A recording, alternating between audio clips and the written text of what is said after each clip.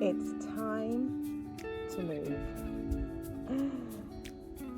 When is it time to move? Yeah, I believe the Lord is saying to some of us today, it's time to move. Yeah, movement is vital to life. It's a sign of life. When a baby's in the womb, after so many months, it starts to move. You feel it kicking, you feel it turning, you feel it moving. If a baby is not moving inside the womb, that tells you that something is wrong. I know even after my babies were born, I would go and check on them while they were sleeping, making sure they were still breathing, chest going up and down, some kind of sign of life, some kind of movement.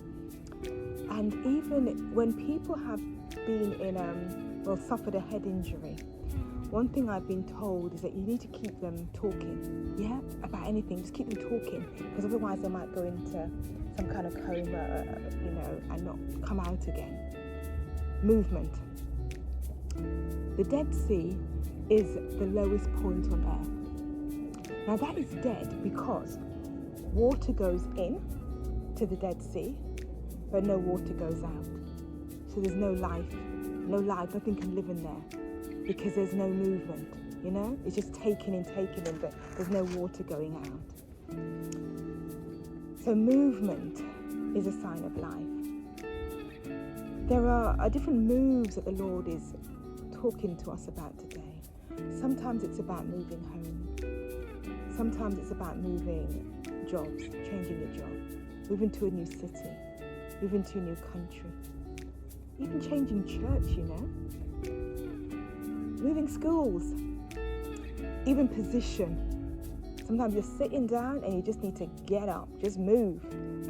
Even changing your seat sometimes in church. God may instruct you to do because you're getting too comfortable there.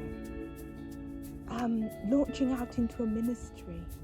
Maybe the Lord's calling you to do something and you've been sitting there thinking, I can't do this, I'm not qualified. I don't have the finances, I don't have the talent, I don't have the building, the location. 101 excuses. Yet God is saying, no, I want you to step into this area of ministry. So there are times in our lives when God says it's time to move. Many, many instances in the Bible, but I'm going to share with you the one in Luke chapter 15 with the prodigal son.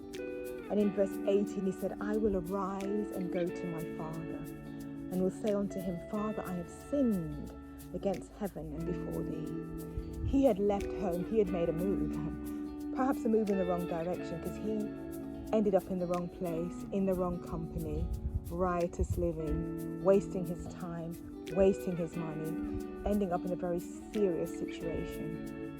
And he came to a stage where he thought, this is ridiculous. Here am I eating pig's food, and my father's servants are living much better than me. Let me just arise, let me get up, let me move and go back home again. And as we know from the story, his father was there with open arms to welcome him home again, because every day he'd been looking out for him, waiting for his son to return. So we need to recognize when it's time to move. There are times God will say, go there, and you've been there a while, but now he's saying, no, it's time to move. It's time to move. Don't fight this move. Just go with it. Just say, yes, Lord. Where do you want me to go? What do you want me to do?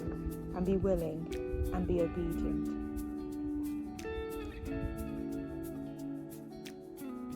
So spend time today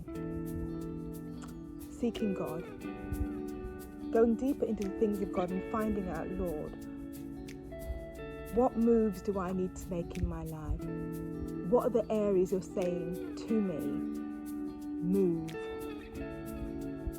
And when you hear him say, make this move, then make the move. Because he's saying it's time to move. I'm praying with you today that you will clearly hear the voice of the Lord speaking to you. And when you hear that voice, you will be obedient and you'll make that move. And it'll be the best move you could ever make. And you will see God work miracles in your life. Be blessed today as you make that move for Jesus. Amen.